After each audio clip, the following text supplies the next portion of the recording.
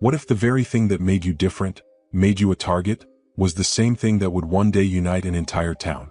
What if every room you entered was filled with whispers, and every word you spoke was met with silence, until the day your voice couldn't be ignored? This is the story of Amira Caldwell, a young black woman, a headscarf, a town that told her she didn't belong, and a mayoral race that changed everything. Stay with us for the scarf she wore, a story about quiet courage, relentless hope, and the kind of leadership that doesn't shout, it serves. Before we begin, make sure to like this video and subscribe to the channel for more powerful stories that inspire and uplift. And after you've heard Amira's journey, we'd love to hear yours. Leave a comment below. Tell us what part of the story moved you most, or share a time when you stood tall in the face of doubt. Now let's begin. In a small Ohio town where tradition casts a long shadow, a young black woman named Amira Caldwell steps into the public eye wearing a headscarf, and immediately becomes a target.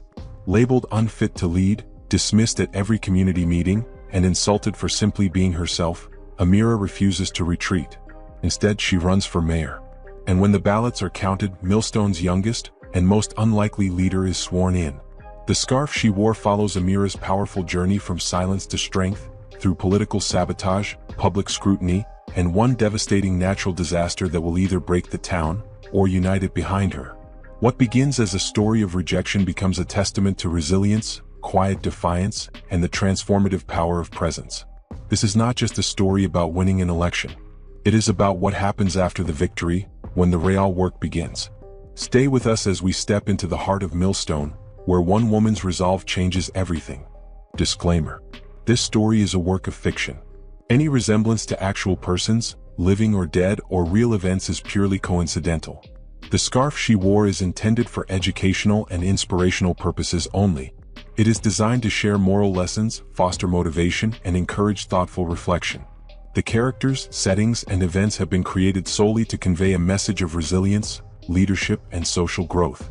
Viewer discretion is advised for those seeking historical accuracy or factual representation.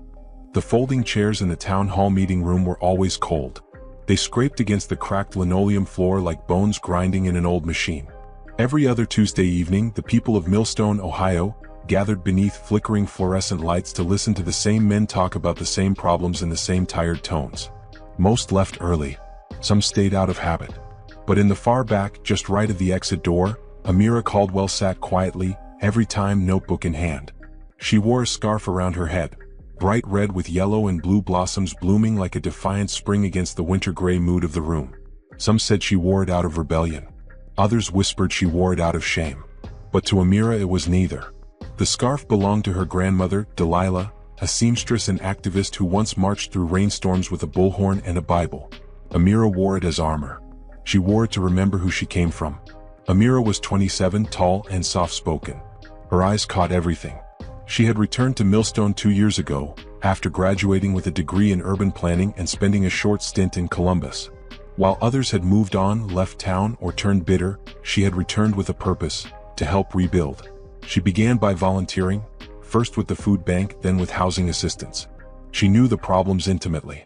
The grocery store deserts. The over-policed neighborhoods. The buses that never ran on time or stopped in the right places. The library on 5th Street that now opened only 3 days a week. But none of that seemed to matter to the men behind the council table. They were older, most over 50, and all white. When she asked a question during the open floor portion of the meeting, they glanced at each other before answering, as if deciding how best to ignore her without seeming impolite. "Thank you, Miss Caldwell," they'd say, barely hiding their irritation. "That's noted." But it never made it into the minutes.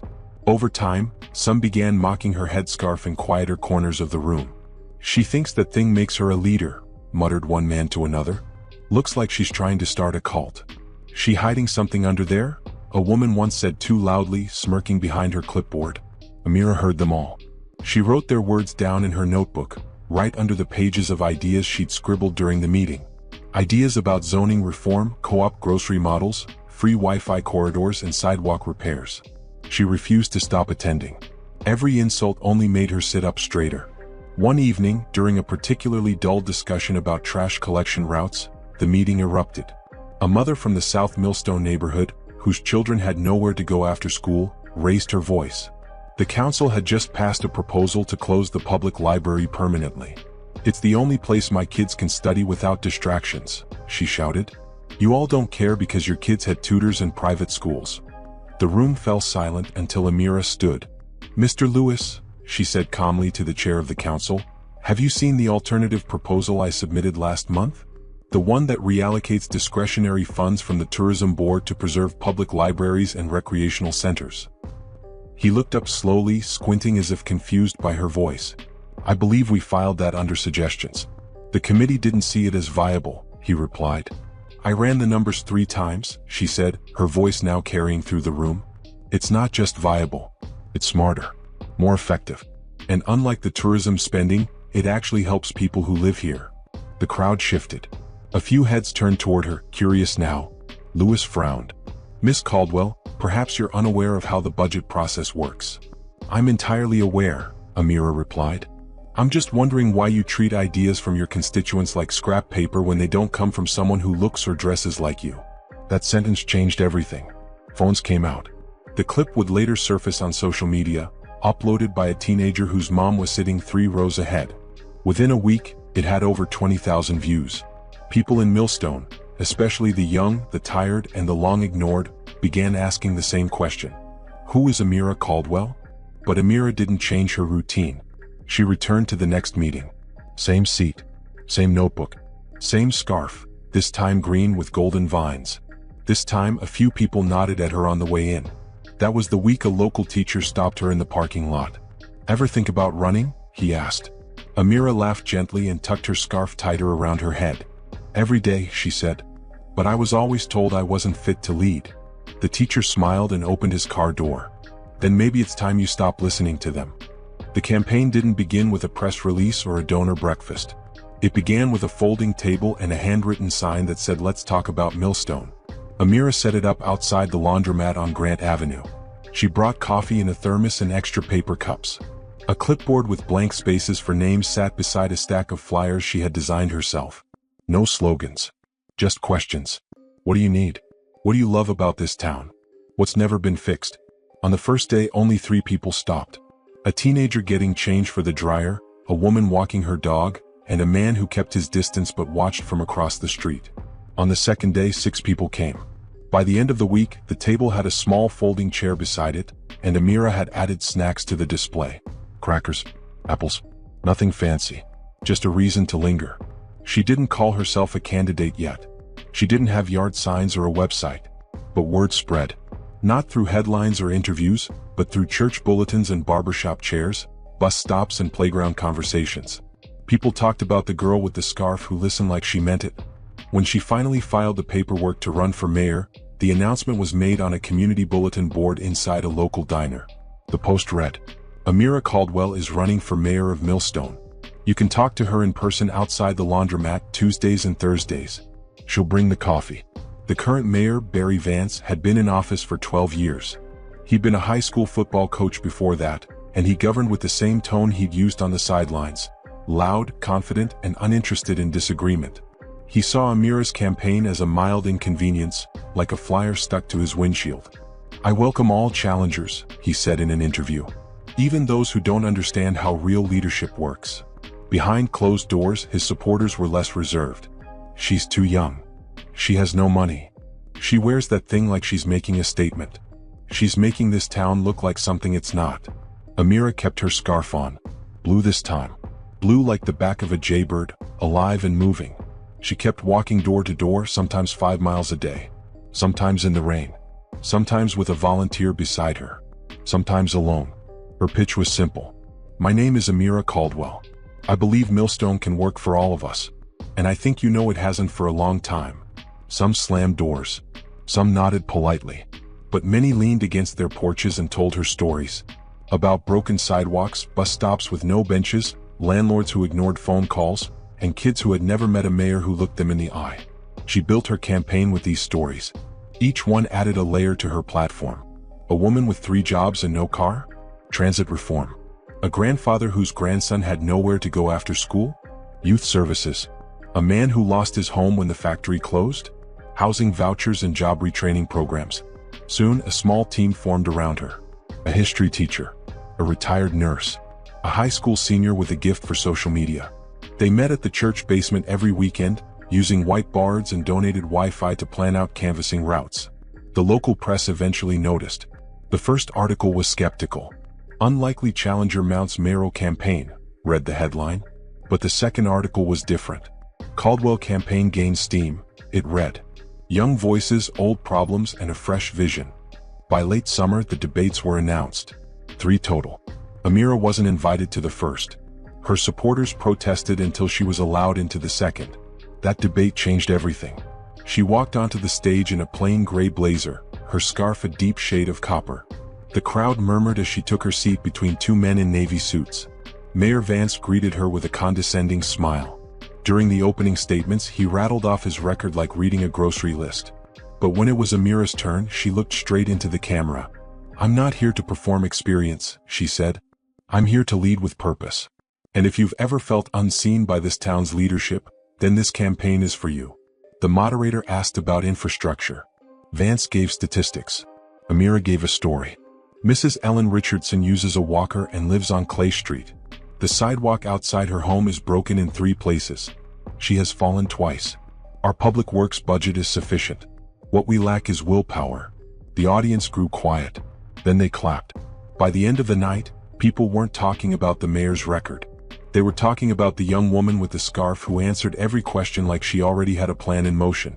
The next morning, someone painted Caldwell for mayor on a plywood sign outside the diner. That evening, 2 more signs appeared on porches in East Millstone. Mayor Vance finally noticed, and the gloves came off. "She's a nice girl," he said during an interview, "but let's be real. A city isn't run on feelings and scarves. It's run on hard choices and real leadership." The insult was meant to sting. Instead, it sparked something Amira didn't expect. A local artist painted a mural near the corner of Madison and 3rd. It showed a woman standing in front of City Hall, hand raised in a fist, a scarf flowing in the wind behind her like a flag. In bold letters it read, "The future is wrapped in courage." From that moment forward, Amira stopped dodging the criticism. She leaned in. "Yes," she said at the next rally. "I wear a scarf. It was my grandmother's. She taught me to walk with my head high. And if that offends you, I'm not the one unfit to lead." The door to City Hall had always been heavy. Thick oak, old brass handle, hinges that moaned like a tired man waking up. Amira remembered tugging it open as a teenager, her fingers barely able to grip the knob. She had come then for a student essay contest, winning 2nd place with a piece about how cities should treat people like gardens. That memory clung to her as she stood outside now, campaign flyers in her tote, a clipboard against her hip. She pulled the door open again. It felt heavier than before. Inside, she was greeted with narrowed eyes and the shuffle of papers being filed away too quickly. City Hall staff had learned to acknowledge her only when necessary. One of the clerks, a thin man with horn-rimmed glasses, muttered her name with the caution of someone tasting a strange food. "Miss Caldwell." "Good morning," she said, offering a smile. He didn't return it. She was there to request access to the public works records. Road repair schedules. Maintenance logs. Complaint filings. She had heard too many residents in West Millstone describe potholes that had gone untouched for years, while newer parts of town received repairs within days. She needed proof. Numbers. "You'll have to submit a request through formal channels," the clerk said, handing her a blank form. "I already did," she replied, tapping the date in the corner. 3 weeks ago." He pretended to look surprised. "Strange. Must have slipped through. Submit again." Amira exhaled slowly. She had expected resistance. What she hadn't expected was how much it would drain her, not just the procedural walls but the faces behind them. The people who looked at her not with disagreement but with contempt. That afternoon, as she walked through the community center on Ash Street, an elderly man sitting by the vending machine waved her over. "I remember your grandfather," he said, his voice rough but kind. "He ran a repair shop on Miller Avenue. Used to fix my bike for free." Amira nodded. "That sounds like him. He'd be proud of what you're doing. But you be careful. The old guard don't like being challenged. Especially not by someone they never imagined would rise." She swallowed the knot in her throat. "I know." He leaned back, grinned, and pointed at her scarf. "And keep wearing that. Reminds folks they don't get to rewrite the rules of respectability." The next week, the campaign ramped up. Volunteers multiplied. Flyers papered windows and telephone poles. Lawn signs started appearing in neighborhoods that had never shown political preference before.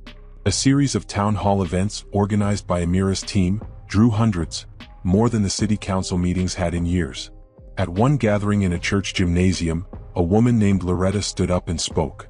"I've lived here 59 years. I've voted every time. And not once have I believed my vote would change anything. But now, for the first time, I see someone up there who looks at me like I matter." The crowd applauded loud and long. Amira stood still, her hand over her chest. But not everyone clapped. In corners of the town, flyers began circulating that questioned her background. They cited her age, her lack of executive experience. One article hinted at foreign influence and shared a photo of her in a scarf under the caption "Millstone or Middle East." Amira refused to respond to the slander. Her team urged her to fight back harder. She declined. "I'm not going to give them more room in this story," she told them. "This campaign isn't about defending myself. It's about building a better town. Let's keep going forward." Still, the smears hurt. Late at night, she would sit in her apartment with the lights low, reading messages from strangers, some kind, others cruel. She kept her grandmother's scarf folded neatly beside her on the table, smoothing the fabric between her fingers like a prayer bead. Then came the forum hosted by Millstone High School. All 3 mayoral candidates were invited. Students moderated the event. The auditorium was packed. Amira wore a charcoal dress and a scarf stitched with a map of the constellations, an old gift from her mother who had told her once, "When you feel small, remember you are stitched into the stars." The first question came from a junior named Malik. "How would you ensure that all neighborhoods are treated equally, not just the ones where your donors live?" Vance chuckled. "That's a cute question, but I think it shows a misunderstanding of how budgeting works. It's complicated." Amira didn't laugh. "I'm glad you asked that, Malik," she said. "Because fairness isn't complicated. We can track where money is being spent. We can measure how fast problems are being addressed. And if we're not serving everyone equally, then we fix it. That's what leadership is." The auditorium burst into applause. Later that night, as she walked out into the crisp fall air, a girl stopped her outside the school steps.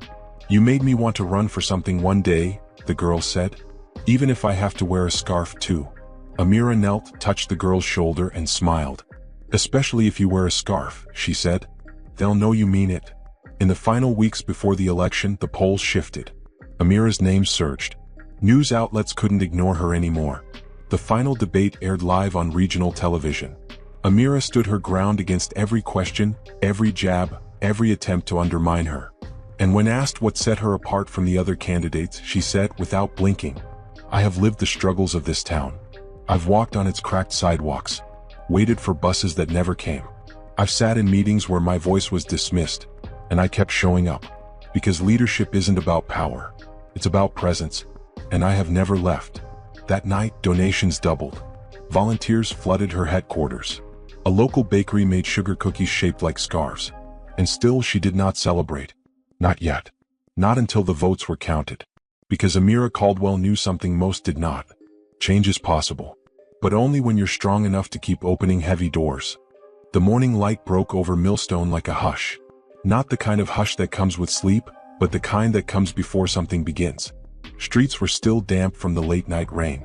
A thin veil of mist rose from the grass in Liberty Park. Election day had arrived. Amira woke at 5. Her scarf, ironed the night before, hung on the back of the chair. Deep purple, edged with silver thread. She tied it slowly, deliberately, smoothing each corner with fingers that trembled despite her calm. Outside, her campaign office was already stirring. Volunteers arrived with coffees in hand, their footsteps light but urgent. Olivia, her campaign manager, wore a headset and clutched a clipboard like it was a shield. Ty, the high school senior who had become their digital genius, was updating social media with one hand while eating a bagel with the other. "Polls open in an hour," Olivia said. "We've got volunteers at every station. Drivers ready for anyone who needs a ride. And media's watching Precinct 9. Because that's where we flip the town," Ty said, mouth full. Amira smiled but said little. Her eyes scanned the table where someone had arranged stacks of precinct maps and voter turnout projections beside a plate of leftover donuts. At the center of the room stood a whiteboard covered in tallies, notes, and circled neighborhoods. It was organized chaos, and it all led to this day. She began the morning like she had every other day of the campaign. Walking. No cameras. No press. Just her boots and the sidewalk. She passed by houses where people she had met now displayed her sign in their yards. Past the fence where a little boy had once asked if mayors could wear scarves. Past the bus stop where an older woman named Celeste had once cried into Amira's shoulder saying, "I thought no one saw us." At the polling station on Booker Street, the line already curled around the corner. Amira stood at a distance, watching neighbors greet each other, watching hands clasp and children fidget. "You here to vote, honey?" a woman asked, stepping out of line. Amira smiled gently. "Not just yet. But thank you." Another woman stepped forward. "You the girl from the debate, ain't you?" "I am. Well, I brought 3 of my cousins with me today. Just so you know." A chorus of chuckles followed, but it wasn't mocking. It was proud. It was warm. Amira nodded, feeling the tide within her shift, less like fear, more like steadiness. As the day unfolded, turnout exceeded all predictions. In South Millstone, elderly residents arrived on foot, umbrellas tucked under arms, walkers and canes clicking against the sidewalk. In East Millstone, the line of voters stretched past the elementary school playground. In Precinct 9, poll workers called for backup ballots. Every few hours, Olivia gave updates. "We're holding steady. Ahead in the south, even in the west. North is tighter. Vance is leaning into his old networks, but we're showing up," Amira finished for her. She watched the numbers, but not with desperation. She answered questions for reporters, but not for validation. She knew the truth by what she saw in people's eyes as they walked past her. Those quick nods, those half smiles that meant, "I see you. And more than that, you saw me first." Late in the evening, the sky bruised with clouds. The temperature dipped. The last voters trickled in just before the doors closed. Then came the wait. Inside the campaign office, pizza boxes sat unopened on folding tables. A television flickered silently in the corner. Volunteers gathered in groups, whispering, pacing, gripping each other's arms. Olivia watched the county website reload again and again. The first precinct reported a modest lead, then the second, a wider one. The third and fourth followed, tight but leaning in her favor. When Precinct 9 posted, the room gasped. A landslide. By 10:30 it was official. Amira Caldwell had won the election by a margin no one had expected. Not even her team. Not by a few points. Not by the skin of her teeth. But by a sweep. 62% of the vote. A clear mandate. The room erupted. Cheers, tears, arms thrown into the air. Olivia dropped her clipboard. Ty shouted something that was drowned out by the sound of applause. Someone uncorked a bottle of sparkling cider, and the foam splashed across the whiteboard like victory itself. Amira stood in the center of the chaos, her hands covering her mouth. She didn't cry. Not yet. But her eyes burned. She thought of her grandmother. Of those quiet Saturdays spent learning how to sew. Of the soft rasp in her voice as she told stories of struggle and survival. She thought of her mother, who had taught her how to speak without shouting and lead without shrinking. She thought of the boy who had told her she'd never lead anything with that thing on her head. And then, slowly, she made her way to the front of the room. The crowd fell silent. Phones lifted, recording. She did not stand behind a podium. She did not wave. She simply spoke. To everyone who was told they weren't enough. Too young. Too poor. Too loud. Too quiet. Too different. This is our victory. This is what it looks like when we show up anyway. The cheers returned, louder than before. But in her mind, she was already picturing what came next. The budget meetings. The broken sidewalks. The faces at City Hall that still might not smile. She knew the hardest work hadn't begun. She knew the weight of that door. But she also knew she had walked through it once already. And now she carried the key. The office smelled like varnish and dust. Not unpleasant, just old. A heavy desk sat in the center, flanked by 2 brown leather chairs that creaked when you sat in them. The windows looked out over Millstone's narrow downtown, where the awnings flapped in the late November wind and the courthouse clock ticked louder than traffic. Amira Caldwell stood alone in the room. She had arrived early, before the photographers, before the aides. Before the handshakes and ceremonial ribbon cutting that would mark her as the youngest mayor in Millstone's history. She wanted to be alone with the space. To sit in silence before the noise returned. The mayor's chair was larger than she'd imagined.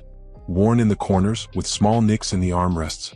Left behind by years of use, years of elbows and fingernails and the stress of decisions no one wanted to make. She ran her palm over the wood of the desk. It had belonged to Mayor Hensley, then Mayor Curtis, then Mayor Vance before her. Names that filled the town's records, names carved into plaques and framed photos lining the hallway outside. All men. All older. All from a part of town where sidewalks were never cracked and streetlights never flickered. She sat. The leather gave slightly beneath her like a sigh. For a moment, her heart thudded with doubt. Not because she questioned herself, but because the room seemed built to hold someone else. Someone taller, louder. A man with a booming voice and a name that didn't get mispronounced in meetings. Then she noticed a faint mark on the desk surface. A curve. A scratch. Maybe from a coffee cup that sat too long or a pen jabbed in frustration. It wasn't significant, but it reminded her that even old things weren't perfect. That even the ones before her had made mistakes. A knock at the door broke her thoughts. It was Olivia holding a planner and a stack of documents. "They're ready for you downstairs," she said. "But take your time." Amira nodded. "How's the crowd?" "Packed. News crews. Local stations. Half the middle school. There's a kid with a banner that says, 'Millstone's got a mayor with brains and bangs.'" Amira laughed. "Please tell me someone took a picture." "Oh, they did. It's already on 3 accounts. You're a meme." She stood, brushing invisible dust from her scarf. It was green today, embroidered with vines. A gift from her friend Ayana, who had whispered, "For growing into power, not chasing it." Before she left the room, she paused beside the bookshelf. Among the volumes of city codes and budget reports, someone had tucked a small note card between the spines. In plain handwriting it read, "Make it different. Make it better. Make it last." There was no signature. Downstairs, the crowd erupted into applause as she stepped onto the stage in the community center's multipurpose room. Balloons swayed. Camera shutters clicked. Children sat on the floor, cross-legged, their faces tilted up like sunflowers. "Mayor Caldwell." The words rang in her ears. Not because of pride, but because they carried responsibility. She approached the podium. Microphones jutted forward like flowers on stems. The council members sat behind her in stiff-backed chairs. Some of them were still adjusting to her win. Others had already begun emailing about committee appointments and budget concerns. She looked out at the crowd and found familiar faces. Loretta, the woman who had spoken at the church gymnasium. Mr. Ellis, who used to fix bikes on Miller Avenue. Ty, who was already live-streaming with glee. Children, elders, neighbors. The invisible fabric of the town now visible. She began. "This town has a story. And for too long that story has been told by only a few. Today we open a new chapter, not by erasing the past, but by making space for voices that have been silenced." Her voice didn't waver. "We're going to pave the roads in West Millstone. We're going to make public transit reliable. We're going to make sure every child can get to school safely. Every senior can get to a clinic. Every neighborhood has a street light that works." People nodded. Some stood. Others clapped and burst, then all at once. "We are not just changing policies. We are changing priorities. Because good governance doesn't just serve, it listens. And I intend to listen with my door open." She finished with a line her grandmother once said when sewing a hem. "Thread the needle with patience. Stitch with strength. Let no tear go unmended." She didn't speak for long. She didn't have to. After the ceremony, as people filed out into the cold, Amira stayed behind and helped fold chairs. A little girl came up to her, no older than 7, her hair in beads, her jacket too large. "My mom said you wear your scarf like a crown," the girl said. Amira knelt down. "She's right," she said. "But it's not just mine. It's yours too." That evening in her new office, Amira looked out the window. Millstone glowed below. Faint, imperfect, full of cracks and light and promise. She knew the first council meeting would bring resistance. Knew that her votes wouldn't always win. But she also knew that the city would never again be what it once was. Not entirely, because someone had opened the door. And behind it stood not just a mayor, but a movement. And it wore a scarf. The glow of Amira's inauguration faded quickly. By the second week of her term, the real work began, and so did the pushback. It started in subtle ways. Council members who once greeted her with forced smiles now arrived late to meetings. Some refused to make eye contact when she spoke. Proposals she submitted to committee went untouched for days. Budget discussions that were supposed to be collaborative became battlegrounds of jargon and delay. Millstone City Hall, with its red brick walls and drafty stairwells, had never been a hub of rapid reform. But now, change was met not just with inertia, it was met with obstruction. Her first policy proposal was modest: to repave the broken sidewalks in South Millstone where residents had tripped for years, where wheelchairs could barely pass, and children walked in the street to avoid jagged concrete. It was a safety issue, a dignity issue. But during the council meeting, Councilman Gerald Stokes leaned back in his chair, arms crossed, and said, "A mayor should know you can't fix concrete with sentiment." Others chuckled. Amira didn't blink. "We're not pouring sentiment, Councilman. We're pouring asphalt. And we have the funds. I've already run the numbers." Councilwoman Price chimed in, tapping her manicured nails on the table. "What you call a safety fix, others might call political favor. You're focusing too much on one part of town. One part that's been neglected for over a decade," Amira replied evenly. The motion stalled. Referred to another subcommittee. Delayed again. That night, she sat at her desk under the dull office light, scrolling through public records and archived budget sheets. Olivia dropped off a takeout box and leaned in the doorway. "They're stonewalling you," Olivia said. "Testing your patience, hoping you'll flinch." "I won't," Amira said without looking up. "But I need to be smarter. Faster." She worked late into the night, studying city charters and legal precedents.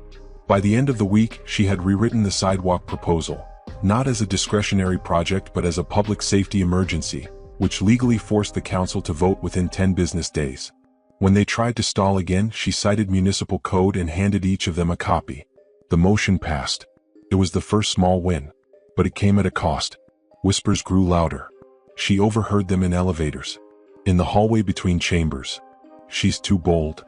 She doesn't understand how things are done." That scarf is a statement, not a solution. At a town hall, a man in the audience shouted, "Why don't you take that rag off and talk like a real leader?" Gasps filled the room. Amira didn't flinch. She walked to the edge of the stage, microphone in hand. "This scarf was sewn by my grandmother," she said. "She wore it when she cleaned offices no one else wanted to enter. She wore it when she helped other women read their mail because they couldn't. It is not a rag. It is resilience." The room fell silent. Then slowly someone clapped. Then another. Then the room echoed with applause, drowning out the man's voice entirely. But not all battles would be public. Behind closed doors, Amira learned the machinery of resistance. Emails went unanswered. Department heads dragged their feet. Press releases she approved were edited before being posted. She started showing up unannounced. To the sanitation yard, where she asked workers what they needed. To the public works department, where she watched them mark potholes and schedule repairs. To the local library, where she offered city grants directly to the youth programming director. She bypassed obstacles by building relationships. One staffer, one resident at a time. Still, the pressure weighed on her. One evening, back in her apartment, Amira stood at the window, scarf loosened, fingers sore from signing forms all day. She watched the lights flicker over Millstone like a quilt of quiet lives. Her phone buzzed. Another message from Olivia reminding her of an early meeting. Another list of objections from the zoning board. She turned away from the window and walked to her kitchen, where a cardboard box sat on the counter. Inside were dozens of letters she had received since her election. Most were typed. Some handwritten. All from people she had never met. She pulled out a small envelope and opened it. Inside was a short note. "You spoke at my school last month. I told my mom I want to be mayor too. She said that means I'll have to be brave. I think I can be." No name. Just a heart drawn in red crayon. Amira folded the note and placed it in her pocket. She would go back to City Hall tomorrow. She would face Councilman Stokes. She would push through another vote, rewrite another clause, stand tall in the meetings where they tried to diminish her. But tonight, she let the quiet hold her. Not in defeat, but in gathering. The scarf on the back of her chair shimmered under the kitchen light. Still stitched with resilience. Still ready for war. Winter loosened its grip on Millstone by March. Sidewalks once crusted with salt now shimmered with thaw. Trees wore buds like promises. The river, swollen with melt, moved fast beneath the Maple Street Bridge. It had been nearly 3 months since Amira Caldwell became mayor. 3 months of maneuvering through resistance, building coalitions from unlikely allies and proving, every single day, that she was not a symbol but a leader. And still, the walls hadn't fully come down. Until the flood. It began with a storm. A freak system that rolled through one Saturday night, dropping inches of rain in hours. Sewers backed up. Old drains overflowed. Basements filled with water. Roads vanished beneath rushing currents. The worst hit was in East Millstone, where the infrastructure had been patched, not rebuilt, for over 20 years. Amira was in her office when the call came in from public safety. "Mayor, we've declared a local emergency. East Millstone is underwater. We need direction, fast." Within 20 minutes she was on site. Rain pelted her coat, her boots sank into mud, and her scarf clung damply to her neck. Emergency lights painted the sky in pulses of red and blue. A woman clutched a soaked blanket to her chest. A man tried to wade through knee-high water to check on his grandmother's house. Children cried from the back of a parked sedan. City trucks arrived, too few at first. Sandbags came late. The community center opened its doors as a shelter, but volunteers were scarce. Amira didn't wait. She rolled up her sleeves and joined the efforts, helping to stack supplies, directing foot traffic, comforting shaken residents. She didn't give orders from the edge. She stood in the thick of it, soaked and shivering. By dawn, she had made more decisions in 12 hours than the council had made in 3 months. She ordered the deployment of portable pumps from neighboring counties. She authorized emergency spending for hotel vouchers. She used social media, not her staff but her own voice, to ask for volunteers, supplies, food. Within hours, help poured in. Church groups arrived with blankets and sandwiches. A group of teens from Millstone High showed up with shovels and towels. A local hardware store opened its doors and gave away gloves, boots, and tools without charge. And Amira was everywhere, wading through cold water, holding the hand of an elder too frail to walk, calming a child who had lost his favorite toy in the flood. By Monday the rain had stopped, but something had shifted. The town saw it, felt it. The next council meeting was packed. Standing room only. Residents who had never attended before filled the chamber and spilled into the hallway. Councilman Stokes began his usual objections about emergency spending, but this time he was drowned out. Loretta stood from the back row. "No more delays," she said. "This mayor showed up for us. Let's show up for her." Others followed. "I saw her carrying sandbags. She was out there when the power was out. Where were the rest of you?" Councilwoman Price tried to redirect the conversation. "We need to consider long-term." "The long-term starts now," someone shouted. "You just watched her lead through a disaster." Amira said nothing at first. She stood behind the podium and waited for the room to settle. Then, clearly and without hesitation, she spoke. "Millstone's resilience doesn't come from this room. It comes from the people who showed up for one another. And now it's our job to match that courage with policy. I'm proposing a full audit of our infrastructure. And I'm calling for a public vote on reallocating the capital budget toward flood prevention." Pause. Then something astonishing. Councilman Stokes nodded. "I'll second that motion," he said. A stunned silence. Then murmurs. Then a voice from the gallery. "Well, I'll be." The vote passed unanimously. Afterward, as the chamber emptied, people lingered, shaking her hand, embracing her, leaving thank you notes on folded paper. One girl approached. 12 years old, wearing a coat too big and shoes still damp. "I saw you on the news," she said. "My mom said you looked like someone from our family." Amira smiled gently. "That's because I am." That night, the lights in City Hall burned late. But not out of crisis, out of momentum. Policy drafts were rewritten. New alliances formed. Even the city newsletter carried a new headline, "Millstone rises, and so does its mayor." Back in her office, Amira hung her scarf to dry. The threads shimmered in the soft light, worn but strong. She looked out at the quiet streets, the moon casting long shadows on rooftops still drying from the storm. The town would face more battles, more storms. But now they knew what leadership looked like.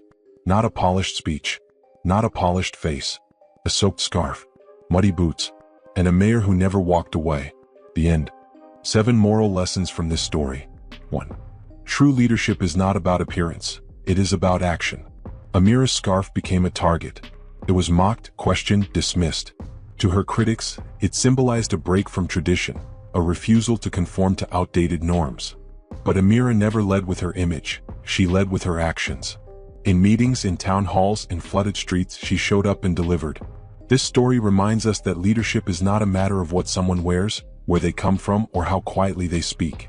It is the ability to listen, to act decisively, and to serve without ego. Leaders are defined not by their titles, but by the people they uplift. 2. Resistance often reveals who you are, and who you must become. The story is full of resistance. Amira is met with dismissive council members, hostile townspeople, and systemic apathy. But rather than retreat, she listens. She recalibrates. She studies the rules, learns the system, and uses the very policies that once excluded her to push change forward. Resistance forces us to choose between shrinking down or rising up.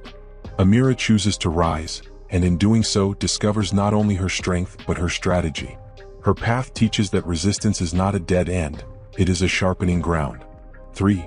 Representation matters, but results matter even more. Amira's election mattered. She represented youth, black womanhood, modesty, and a history rarely honored in city halls like millstones. Her very presence broke barriers. But she didn't stop at symbolism. She pursued real change: new sidewalks, working transit, flood prevention. Her victory is a reminder that representation is a beginning, not a conclusion. To make lasting change, we must move from visibility to vitality, from being seen to making others feel seen. Amira did not just occupy the mayor's chair, she transformed it into a seat of justice. For change is not always welcomed, even when it is necessary. Throughout the story, Amira proposes common-sense policies, yet they are treated like threats. Her ideas are delayed, mischaracterized, or ignored. Why? Because change disrupts comfort. It forces people to face what they've ignored. Many people don't resist progress because it's wrong, they resist because it unsettles the systems they benefit from. Amira's story reminds us that necessary change will often be resisted most fiercely by those most used to comfort. And that's why change agents must be patient, strategic, and unshakably committed. 5. The people will remember how you made them feel. When the flood came, it wasn't the legislation that mattered. It was the image of Amira with her sleeves rolled up, standing in the water, comforting a child, directing traffic, doing what needed to be done. In moments of crisis, leadership becomes intensely personal. People don't remember sound bites or campaign slogans. They remember presence. They remember compassion. They remember effort. The scarf she wore, once mocked, became a symbol of calm, clarity, and care. Amira taught us that people follow heart before they follow hierarchy. 6. Dignity is not granted, it is carried. From the moment she stepped into the public eye, Amira was treated as unfit. She was judged not on her policy knowledge or experience, but on what she wore and where she lived. But she carried herself with dignity in every room she entered. She did not ask permission to be respected. She earned it through steadiness, authenticity, and commitment. The story reveals that dignity is not something others give us. It's something we choose to wear, to speak from, to walk in, regardless of who's watching. 7. A single person can open the door, but a community walks through it. Amira may have led the way, but it was the community that followed. It was Loretta standing in the town hall. It was the students volunteering in the flood. It was the people who said, "We see her. We support her. We stand with her." Her leadership lit the match, but it was the people who became the fire. This story reminds us that sustainable change does not come from one figure alone. It comes from collective momentum. One person can begin the story, but it takes many to carry it forward. Closing reflection. The scarf she wore is not just about becoming the youngest mayor. It's about the quiet, unglamorous courage required to lead when no one believes you should. It's about the strength to speak gently when shouted at, to lead with kindness where others use control, and to know that the things people mock you for, your scarf, your roots, your voice, may become the very emblems of your power. Thank you so much for watching and listening to The Scarf She Wore. We hope Amira's journey left you feeling inspired, empowered, and reminded that quiet strength can move mountains.